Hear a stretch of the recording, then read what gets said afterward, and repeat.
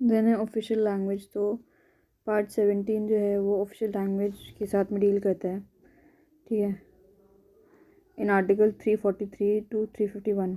तो बेसिकली इसमें जो है प्रोविजन जो है 4 हेड्स में डिवाइड करते हैं: language of the union, regional language, language of the judiciary and text of law and special directives. तो लैंग्वेज ऑफ यूनियन इसमें क्या है, हिंदी इन देवनागरी स्क्रिप्ट जो है ऑफिशियल लैंग्वेज होगी यूनियन की। ऑफिशियल लैंग्वेज, ना कि नेशनल लैंग्वेज, ऑफिशियल लैंग्वेज और यूनियन की। बट जो न्यूमरल्स होंगे ऑफिशियल पर्पज़ के लिए यूनियन में, तो वो कैसे international form of Indian numerals होंगे and not Devanagari form of numerals. जैसे 1 2 3 लिख के ना वैसे ही होंगे वो, ठीक है। हाउएवर मतलब 15 साल from the commencement of the constitution that is 1950 से 265, तो इंग्लिश लैंग्वेज जो है कंटिन्यू करेंगे उसको यूज़ करने के लिए जितने भी ऑफिशियल काम हैं यूनियन के, ठीक है। For which it was being used, जिन जिन कामों में 1950 से पहले इसको यूज़ करे थे उन सब कामों में इंग्लिश को यूज़ करेंगे 15 सालों के लिए। यूनियन के जितने भी ऑफिशियल काम हैं उसमें सभी कामों में यूज़ करेंगे जिसमें पहले यूज़ करे थे। 15 साल के बाद में क्या है, पार्लियामेंट जो है बोल सकता है कि हाँ भाई इंग्लिश जो है कंटिन्यू रहेगी फॉर स्पेसिफाइड पर्पस। पार्लियामेंट बता सकता है कि कंटिन्यू रहेगी, ठीक है, पार्लियामेंट की मर्ज़ी है। ऐसा नहीं कि ऑटोमेटिकली वो ख़त्म हो जाएगी, बट पार्लियामेंट की मर्ज़ी है, ठीक है। देन है at end of 5 year and again at end of 10 year from the commencement of the constitution, मतलब 5 साल और जैसे कॉन्स्टिट्यूशन स्टार्ट होता है उसके 5 या 10 साल बाद में प्रेजेंट जो है कमीशन अपॉइंट करेगा जो कि रिकमेंड करेगा कि भाई हिंदी के प्रोग्रेसिव यूज़ को कैसे इंक्रीज़ करना है एंड इंग्लिश लैंग्वेज को कैसे रिस्ट्रिक्ट करना है, ठीक है। 5 साल बाद में, फिर 15 साल 10 साल बाद में जो है प्रेसिडेंट कमीशन बनाएगा 2, ठीक है, जो कि रिकमेंड करेगा इंग्लिश को कम करना है, हिंदी को बढ़ाना है। देन है उसके बाद में committee of parliament to be constituted to examine the recommendation of the commission and report its view on them to the president. फिर एक कमेटी बनाएंगे कि भाई उसने ऐसा ऐसा बोला तो हमें क्या लगता है, एग्जामिन करेंगे जो भी रिकमेंडेशंस हैं, फिर अपनी रिपोर्ट देंगे प्रेसिडेंट को कि हाँ भाई ये हमें सही लगता है, वो हमें गलत लगता है, ठीक है। तो क्या हुआ, 1955 में जो प्रेसिडेंट ने एक ऑफिशियल लैंग्वेज कमीशन अपॉइंट करी, उसका चेयरमैन था बीजी खेर, ठीक है। तो उसने क्या रिपोर्ट सबमिट करी 1956 में। तो रिपोर्ट जो है उसको एग्जामिन करा by committee of the parliament जो 1957 में बनाई थी, ठीक है। 55 में तो कमीशन अपॉइंट करी, फिर ठीक है, और फिर 55 में बनाई उसने, 56 में रिपोर्ट दी, फिर 57 में क्या करे, एक कमेटी बनाई पार्लियामेंट की। 57 में चेयरमैनशिप ऑफ जी.बी. पंत, ठीक है, बीजी खेर जी.बी. पंत, ठीक है। हवा अनदर ऑफिशियल लैंग्वेज कमीशन जो है वो नहीं बनाई, 1960 में बनानी थी, ठीक है। एक तो 1955 में बनाई थी, फिर 60 में बनाई थी, और 60 वाली बनाई नहीं। फिर क्या हुआ कि पार्लियामेंट ने जो एक लॉ ले आया, that is official language act 1963। 60 में बनानी थी तो 63 में एक लॉ ले आया। इसमें क्या बोला कि इंग्लिश का जो continued use of English even after 1965, ठीक है, in addition to Hindi, Hindi के साथ साथ इंग्लिश भी यूज़ होगी 1965 के बाद में भी, ठीक है, for all the official purpose of the union and for all the transaction of business in the parliament, ठीक है। जितने भी ऑफिशियल पर्पज़ है उसके लिए यूनियन में जितने भी पार्लियामेंट में ट्रांजैक्शन है उनमें इंग्लिश के साथ में हिंदी भी यूज़ होगी, मतलब हिंदी के साथ में इंग्लिश भी यूज़ होगी, ठीक है। तो इससे क्या होता है कि इस एक्ट के थ्रू क्या होता है कि इंग्लिश जो है indefinitely without any time limit जो है इसको लोग यूज़ करेंगे, ये बोल रही है। एक्ट के थ्रू ऐसा हो गया कि इंडेफिनेट पीरियड के लिए इंग्लिश यूज़ होगी, ठीक है। फिर इस एक्ट को जो 1963 में एक्ट है, फिर इसको अमेंड करा 1967 में। इसमें बोला कि to make use of English in addition to Hindi compulsory in certain cases में, ठीक है। कुछ कुछ केसेस में इंग्लिश होगी ही होगी, होगी ही होगी, ठीक है, मतलब सर्टन केसेस में होगी, पक्का हो गया। वो उसने केस नहीं बताया कौन से केस में, पर लिखा है यहाँ पर पिछू दे रखा है, इसमें है इसमें है these include resolution, general order, rules, notification, administration और other reports, press communication issued by central government, then है administrative and other report and official papers laid down before parliament, then है contract and agreement executed license permit notice issued by the central government or by a corporation or company owned by the central government। इन सब चीज़ों में English Hindi के साथ में पक्का ही पक्का use होगी, ठीक है। उसके बाद में ये तो हो गई लैंग्वेज ऑफ द यूनियन, मतलब यूनियन की लैंग्वेज जो ऑल एंड ऑन बोले हम तो बेसिकली हिंदी और इंग्लिश चलेंगी, ठीक है। इंग्लिश तो इंडिफरेंट पीरियड के लिए तो हिंदी भी चलेगी। देन इसके बाद में रीजनल लैंग्वेज, तो हाँ, तो रीजनल लैंग्वेज क्या है, कॉन्स्टिट्यूशन ने स्पेसिफाई नहीं करा कि official language of different state, constitution ने नहीं बोला, ठीक है, official language of the different state. तो इसमें क्या है कि कुछ प्रोविजंस दे रखे हैं, तो जो भी लेजिस्लेचर है ना, कॉन्स्टिट्यूशन ने कुछ नहीं बोला तो लेजिस्लेचर पे छोड़ दिया। तो लेजिस्लेचर जो है वो अडॉप्ट कर सकते हैं एनी वन और मोर लैंग्वेज, ठीक है, इन यूज़ ऑफ द स्टेट और हिंदी एज ऑफिशियल लैंग्वेज। कोई भी लैंग्वेज यूज़ कर सकते हैं, एक से ज़्यादा भी कर सकते हैं, ठीक है, हिंदी को भी कर सकते हैं as their official language of the state, ठीक है। यूनियन की तो फिक्स है, इसमें जो है इसमें स्टेट लेजिस्लेचर के ऊपर छोड़ रखा है, कोई भी कर सकते हैं, फिर हिंदी को यूज़ कर सकते हैं, ठीक है। और until this is done English is to continue as official language of that state. अगर जब तक लेजिस्लेचर नहीं बताता है तब तक इंग्लिश ही चलती रहेगी, क्योंकि इंग्लिश ही चल रही थी ब्रिटिशर्स के टाइम पे। तो इस प्रोविज़न के थ्रू काफ़ी सारे स्टेट्स ने तो रीजनल लैंग्वेज अडॉप्ट कर लिया एज देयर ऑफिशियल लैंग्वेज। जैसे आंध्रा ने जो है तेलुगु कर ली, केरला ने मलयालम, असम ने असमीज़, बंगाल ने बंगालीज, उड़ीसा ने उड़िया, ठीक है। 9 other states of Himachal, Uttar Pradesh, Uttarakhand, Madhya Pradesh, Chhattisgarh, Bihar, Jharkhand, Haryana, Rajasthan, इन लोगों ने हिंदी कर ली। गुजरात ने जो है हिंदी और गुजराती कर ली। गोवा ने जो है मराठी कोंकणी कर ली। जम्मू एंड कश्मीर ने उर्दू कर ली, नॉट कश्मीरी, ठीक है। दैन नॉर्थ ईस्टर्न जैसे मेघालय, अरुणाचल प्रदेश, नागालैंड, इन लोगों ने इंग्लिश कर ली, ठीक है। Choice of the state is not limited to the language, जो कि 8 शेड्यूल में वो कुछ भी कर सकते हैं, ज़रूरी नहीं 8 शेड्यूल में है उसी को ही करेंगे, कोई सी भी लैंग्वेज को कोई यूज़ कर सकते हैं, ठीक है। For the timing official language जो है of the timing official language of the union that is English, ठीक है, वो लिंक लैंग्वेज रहेगी कम्युनिकेशन यूनियन और स्टेट के बीच में और बिटवीन वेरियस स्टेट, ठीक है। जब दो स्टेट या फिर स्टेट और यूनियन कम्युनिकेट करेंगे तो इट विल बी इंग्लिश जो कि लिंक लैंग्वेज होगी, ना कि हिंदी, इसमें ऐसा बोला है। बट 2 और मोर स्टेट्स जो है यूनियन और स्टेट के बीच में तो इंग्लिश ही रहेगी, बट 2 और मोर स्टेट जो है free to agree to use Hindi instead of English for communication between themselves. मतलब बाय डिफ़ॉल्ट इंग्लिश रहेगी, बट अगर 2 स्टेट्स को करना है तो आपस में हिंदी में बात कर सकते हैं, ठीक है। बाय डिफ़ॉल्ट इंग्लिश रहेगी, ठीक है। तो राजस्थान, उत्तर प्रदेश, मध्य प्रदेश, बिहार जो है उन लोगों ने ऐसा एग्रीमेंट करा है, बाय डिफ़ॉल्ट इंग्लिश रहेगी, बाकी एग्रीमेंट करके बोल सकते हैं कि हम हिंदी में बात करेंगे। इंटर स्टेट या फिर इंटर यूनियन होगी, इंटर स्टेट और यूनियन की होगी तो इंग्लिश होगी, स्टेट के बीच में होगी तो इंग्लिश तो है ही है, उसके बाद में हिंदी को भी बोल सकते हैं। पर इसमें जो है कोई दूसरी रीजनल लैंग्वेज का नहीं बोला है, पहले हिंदी तो बात कर लो भाई ढंग से, रीजनल लैंग्वेज पे कहाँ पकड़ोगी, ठीक है। देन ऑफिशियल लैंग्वेज एट 1963 उसने बोला है कि English should be use for the purpose of communication between union and the non Hindi state, ठीक है, ठीक है। Non Hindi state between that is state that have not adopted Hindi as their official language, ठीक है। फर्दर जो जैसे यूनियन और मद्रास में बात होगी तो वो इंग्लिश में होगी, ठीक है। ऑफिशियल लैंग्वेज एक्ट ने बोला, ये एक्ट के थ्रू है, ऊपर में तो दे रखा है बाय डिफ़ॉल्ट इंग्लिश में तो बात करेंगे ही करेंगे, बट एक्ट में भी एडिशनली बोल रखा है कि अगर यूनियन और नॉन हिंदी स्पीकिंग स्टेट है तो उसमें जो है इंग्लिश यूज़ होगी।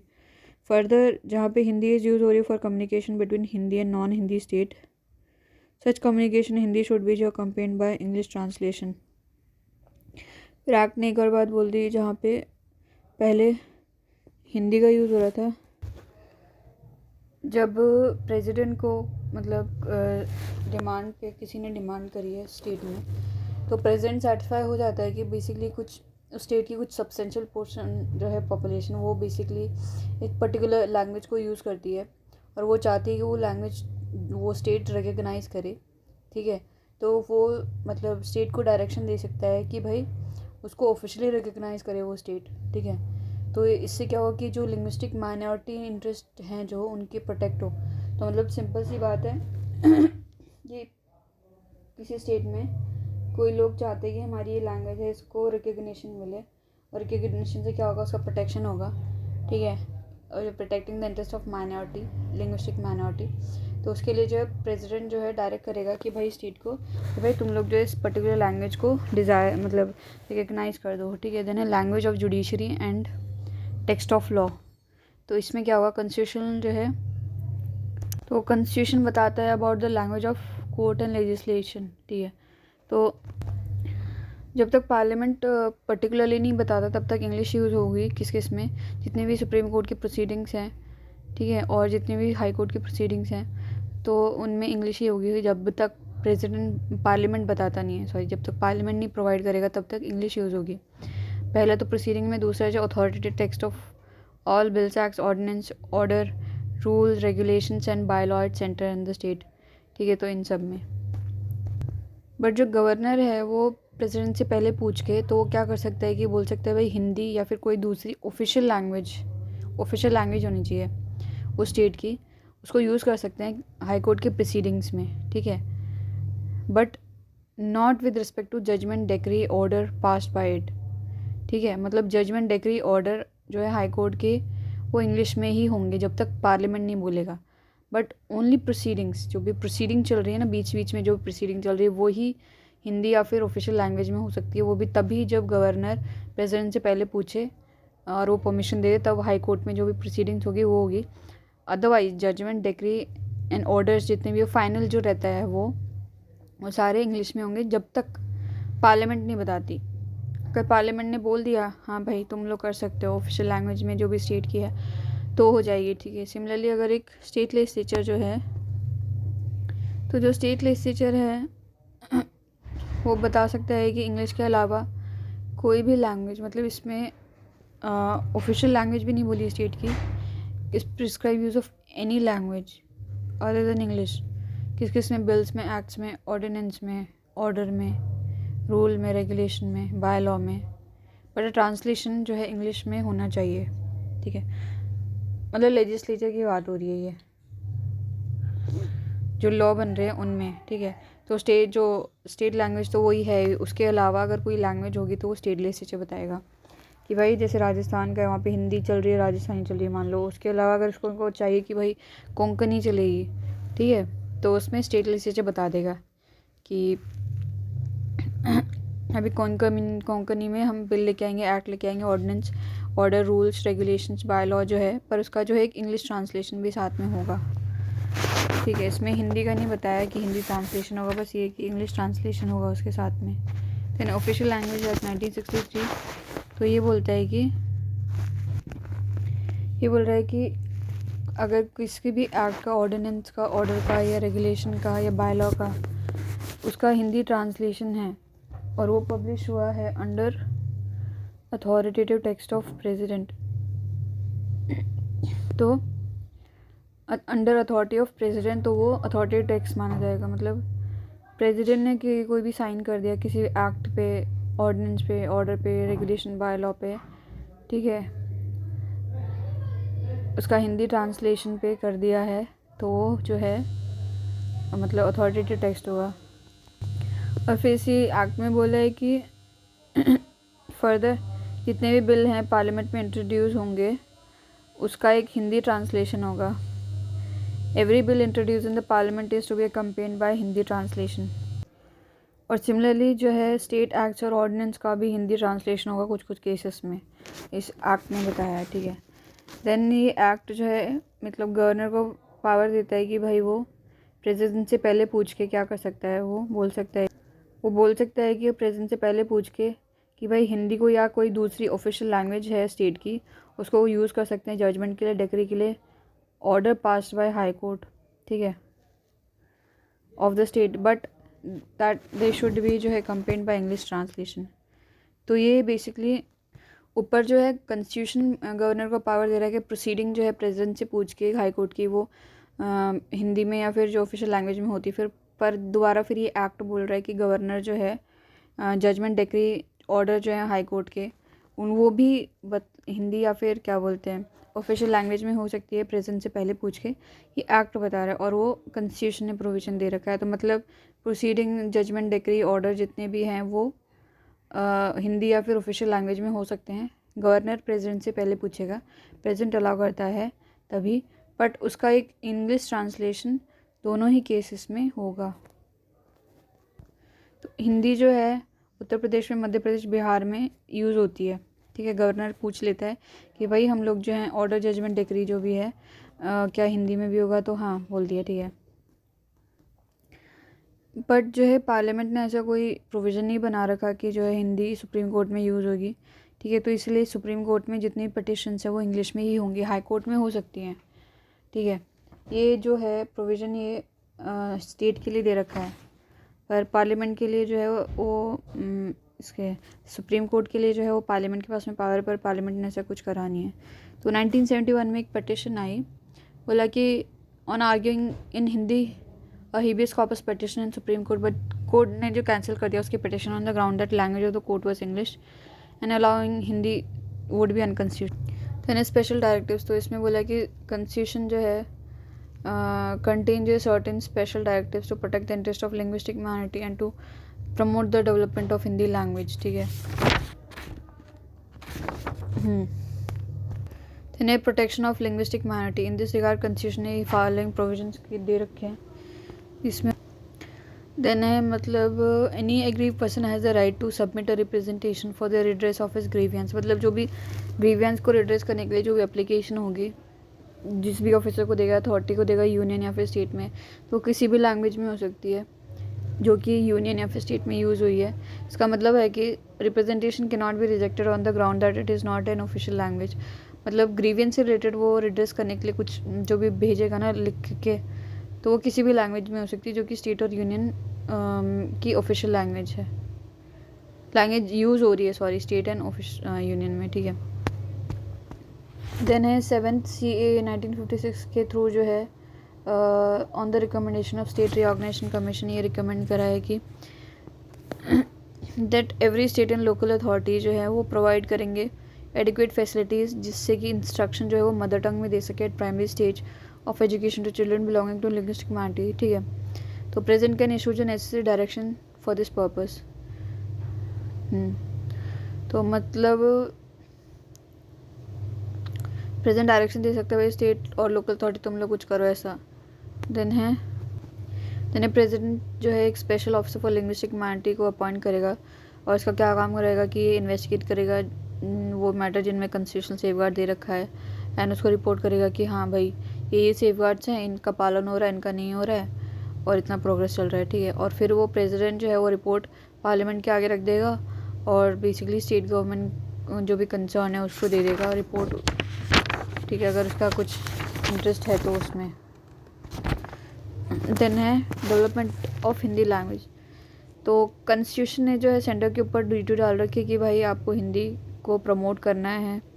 ठीक है, उसको स्प्रेड करना है, उसका डेवलपमेंट करना है सो दैट ये जो है लिंग्वा फ्रैंका बन जाए, the composite culture of India lingua franca बन जाए, वो बोल रहा है। ठीक है, तो फिर क्या हुआ 1976 में क्या हुआ, सुप्रीम कोर्ट ने डिक्लेयर करा कि Tamil Nadu pension scheme to anti Hindi agitator as unconstitutional.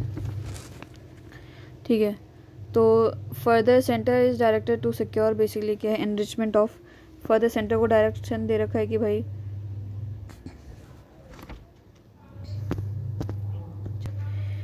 तो ये हिंदी के अलावा मतलब क्या है, नहीं हिंदी के अलावा नहीं, सेंटर ने director to secure the enrichment of Hindi, मतलब हिंदी को एनरिच करना है। कैसे, जो भी 8th शेड्यूल में लैंग्वेज है ना, नहीं सॉरी, जो भी हाँ 8th शेड्यूल में लैंग्वेज है उनकी वोकैबुलरी प्राइमरी संस्कृत से एंड सेकेंडरी अदर लैंग्वेज से, उसमें जो भी वर्ड्स हैं वो हिंदी में डालने हैं। जैसे संस्कृत का मित्री हो गया तो माता को मित्र मातृ ऐसे वर्ड्स डालने हैं। ठीक है, centre is direct to secure the enrichment of Hindi by assimilating form style expression used in Hindustani and in other language specified in 8th schedule and by drawing its vocabulary primarily on Sanskrit and secondary on other languages। ठीक है,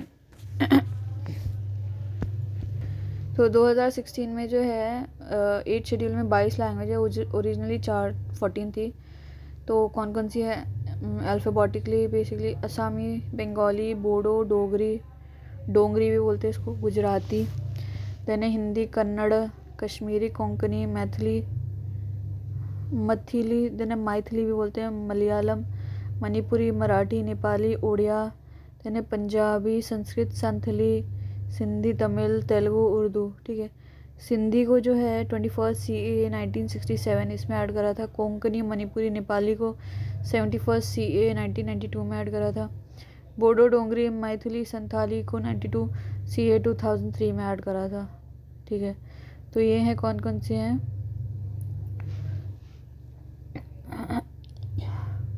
21st amendment act 671। ठीक है, 21 का 67 हो जाएगा, 71 का 92 हो जाएगा, देन है 92 का 2003 हो जाएगा। देन है in terms of the constitutional provision there are two objectives behind the specification of above regional language in 8 schedule। ठीक है, member of these language are to be given representation in official language commission।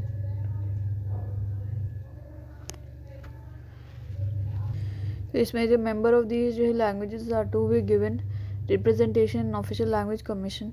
ठीक है, the form, style and expression of these language are to be used for enrichment of Hindi language. Then है committee of parliament on official language 9 ना।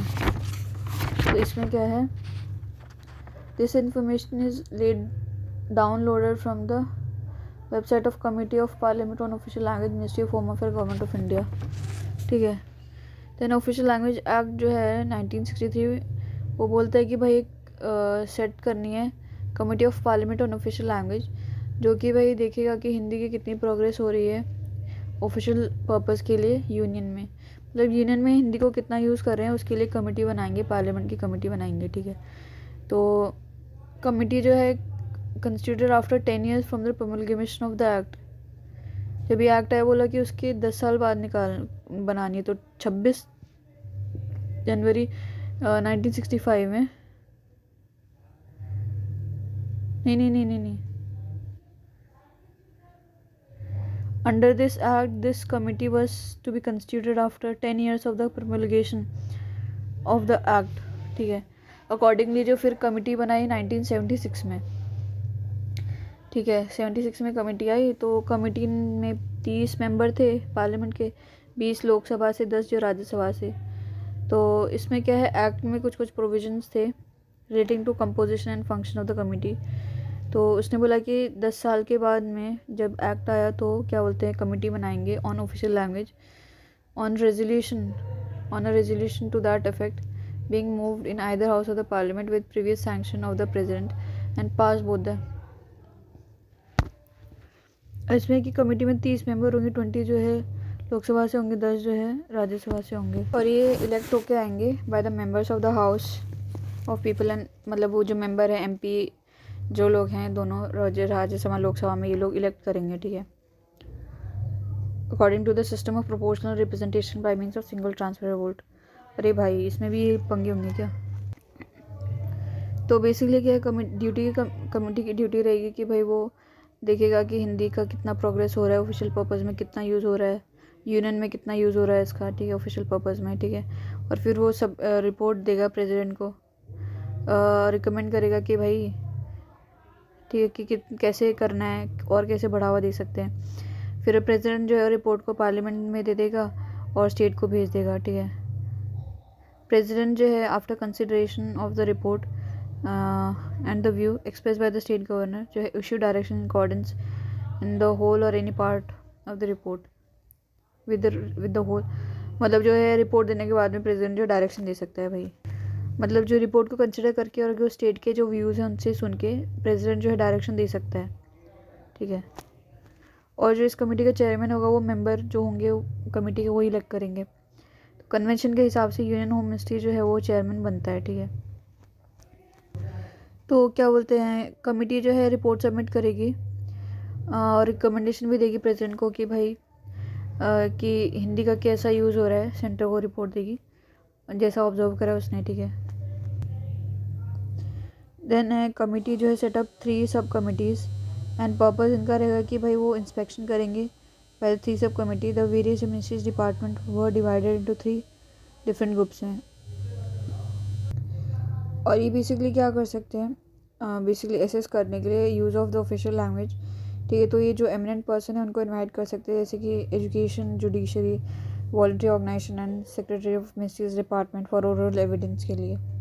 जो हिंदी का जो progressive use है central government तो उसका जो रिव्यू करेगी कमेटी करेगी। ठीक है, in the background of the provisions relating to official language as provide by the constitution. तो secretariat of the committee is headed by secretary of the committee. Secretary जो है is assisted by officer of level of under secretary and other official. They extend all required assistance in performing various activities of committee. For administrative purpose, this office is subordinate office of Department of Official Language, Ministry of Home Affairs।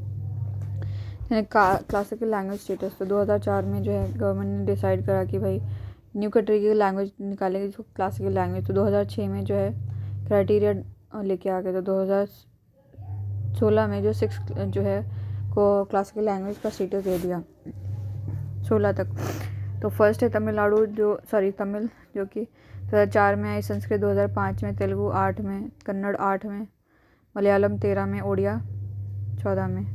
तो इसके benefit क्या होंगे कि इनको financial assistance मिलेगी for setting up centre of excellence for studying of that language. ठीक है, और ये एक ओपन बेसिकली क्या है, open up in avenue for 2 major awards for scholars and मतलब 2 अवार्ड्स भी दे सकते हैं ये लोग, मतलब XYZ award in Tamil classical language, इस तरीके से 2 अवार्ड बना सकते हैं। ठीक है, तो बिसाइड UGC में जो है क्या होगा, UGC जो can be requested to create to begin with at least in central university certain number of professors chairs of classical language for scholars of eminence in language. मतलब उसके प्रोफेसर निकाल सकते हैं, मतलब संस्कृत के निकाल सकते, तेलुगु के, कन्नड़ के, ओडिया के। ठीक है, इसका क्राइटेरिया क्या है कि हाई इंटीग्रिटी होनी चाहिए टेक्स्ट की जो भी लिखा हुआ है। ठीक है, मतलब कम से कम 1500 से 2000 साल तक के तो होने चाहिए।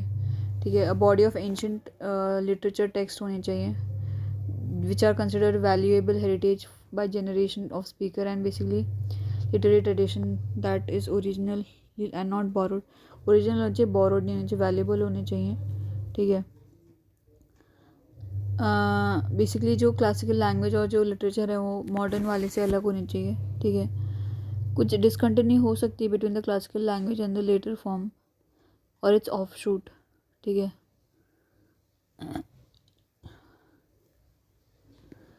also since the classical language and the literature is distinct from the modern, there can also be discontinuity between the classical language and its later form or its offshoot। ठीक है,